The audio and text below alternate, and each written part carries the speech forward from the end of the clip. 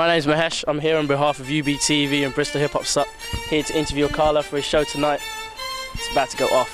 That boy Akala is a diamond fella. All you little boys are a comedy of errors. You below where your fellows get played like the cello. I'm doing my thing, you're jealous like a fellow. You, what are you gonna do?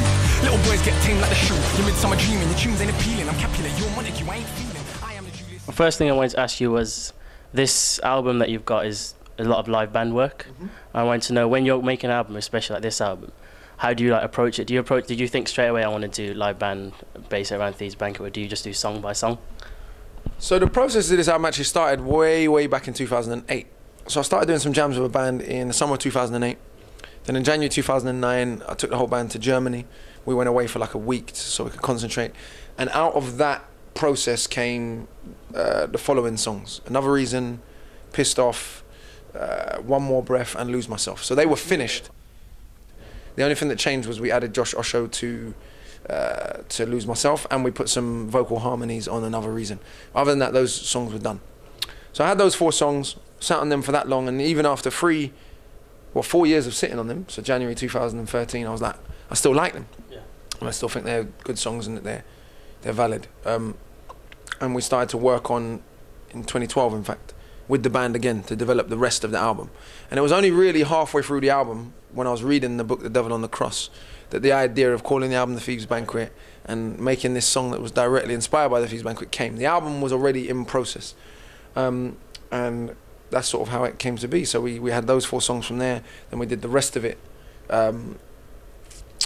late 2012. But even then, some of the things that have become songs came from jams from years ago. So Old Soul was from a jam we did in Germany in January 2009.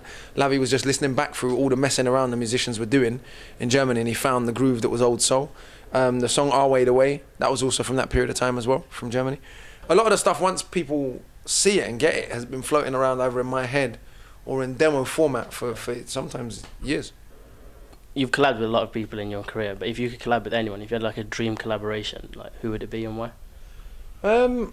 If it was anyone ever, it would be like, I don't know, Bob Marley or Jimi Hendrix or Nina Simone or someone like that, which is obviously not possible. But in terms of people that are around today, I think there's some people that I really love to collab with that are not necessarily totally unrealistic. A Lupe Fiasco or an Immortal Technique, or even someone like Tom York or Aphex Twin or people like that. I'm not, obviously all those artists are a lot more well known than I am, but they also seem like artists that are into art, and if they like something, they'll kind of do it. Flying Lotus, loads of people. There's a lot of artists out there outside of hip hop, even that, on a production level and a musical level, I'm a big fan of, that I'd like to work with. Got one quite different question, but I wanted to ask you, if you're stuck on a desert island and you could only take 3 items with you, what would they be and why? A device to play music. Yeah. Does the desert island have food and all that stuff on it already though? This is the thing. It's just, if it doesn't have food on it, it's a standard island, so it has food and fruit and veg and all that. Yeah, right, okay. I don't know what like specific fruit, but yeah, all right, but it has fruit. I'm pretty sure. So yeah, some sort of device to play and make music, to be honest with you, is if I was in that environment, you can train, which is the other thing I like to do, but you don't really need anything. I don't do weights anymore, I do physical body training, so yeah, I don't know, something to play music. Sorry, I couldn't think of the answer. Out of all the albums that you've done and all the songs that you've done, is there a personal favourite of yours out of all the songs you've done? There isn't one personal favourite song. My personal favourite album is definitely The Thieves Banquet. I think it's by far my strongest album. It's the only album, I mean obviously it's the most recent, so I'm a bit biased, but also it's the only album of mine I can listen to without skipping any of the songs now. Yeah. All of my other albums, I find if I listen to them now, if I'm honest, there's 2 or 3 songs that I'm like, if that was now, this wouldn't have made an album.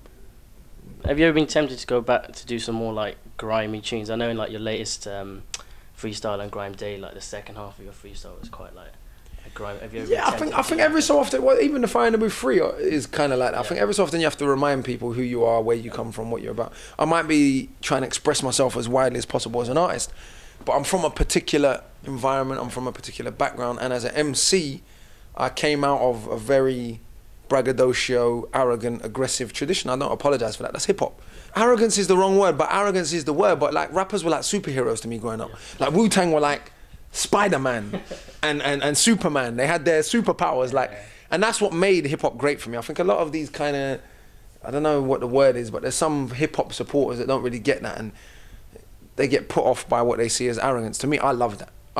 One of my big issues with conscious rappers when I was growing up is they didn't have the aggression and the persona that DMX had. Yeah. You know what I mean? The only conscious MCs for me growing up that really, or so-called conscious MCs that brought me in, like Wu-Tang, Immortal Technique, and Dead Prez, was for me because they had that same aggression and that same show-off braggadocio persona, but they applied it to being smart. Yeah.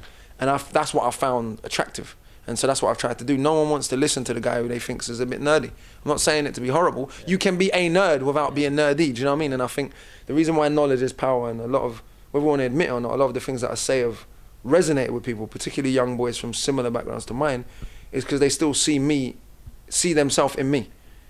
I know that when you were younger, you were quite into football. You got doing quite well with West Ham. What made you choose rap over football? I think I'm a lot better at rapping than I am at football, if I'm honest. I was quite good at football, but I don't think I would have been... I think I could have been a professional football player, and I'm not saying that to be arrogant. I think most people that played with me would say, yeah, you know what. I've bumped into guys who've made it, who were my year group, who've been like, oh, brother, I really thought you was going to make it. But I was in football in the wrong period of my life as well. In a period of my life where I wasn't very disciplined, where I started thinking I was a rude boy, where I was getting involved in stuff I shouldn't have been involved in. I didn't have that discipline. I think if I'd have had that family structure, you know, if my dad was constantly there, or I had an uncle who used to play football, which a lot of boys I saw who made it, even the ones from the hood had this kind of structure. I'm not blaming it on that. But I just got to an age where I didn't love football enough to be able to self-motivate. And whereas I did love music enough to be able to self-motivate, to take the time to write my songs. I haven't played a competitive game of football in 10 years. That shows you I didn't really love football in the way that I love music. I couldn't go 10 years without writing a song. But sometimes I miss it, but not on a professional level, just on a down the park having fun kind of level. Now that since Bristol is your second last date, how does this tour compare to like the other tours that you had? This has been, again, I mean, it's the most recent, so it's easy to romanticize it, but this has been my favourite tour so far. There's been things I've loved about other tours that I've done, but this one feels like the most concise. It feels, the set is the strongest. Obviously, the more material you have, the stiffer. I mean, we're doing a 90-minute set, and we're not doing songs like Freedom Lasso or Electro Living or Comedy Tragedy History or Carried Away, songs that people know really, really well. And they're not even making the set, and the set's already 90 minutes. So there's a lot of material to choose from, and that's one of the things I feel really most pleased about, is having this wealth of material to draw from, and I think it makes it the strongest show, personally, that we've done yet. And what are your future plans, so for the rest of the year and the new year? The rest of the year, I'm not going to be here for most of it. I'm going to Brazil next week for a couple of weeks. And then I'm going to be away for January, hopefully. And then back in February working on The Ruins of Empires, which is my new EP, which it's going to be very different to anything anyone's heard from me, or generally, I think. I mean, it's like a 40-minute conceptual story with no choruses, nothing. It's just a 40-minute rap over different pieces of music that pieces the story together. I'm hoping to put it on as like a theatre production of sorts. But obviously that's difficult. Would that be similar to like the hip-hop Shakespeare? Yes and no. But yeah, sort of. It'll be like a narrated theatre piece. The music will narrate it. And then hopefully Knowledge is Power Volume 2 next October, and tour again in November. That's really the plans for 2014 for me. What's going on, people? This is Akala. Right now you're chilling with Bristol Hip Hop Sock, which I believe is short for Society. And a shout out to UBTV. Big up.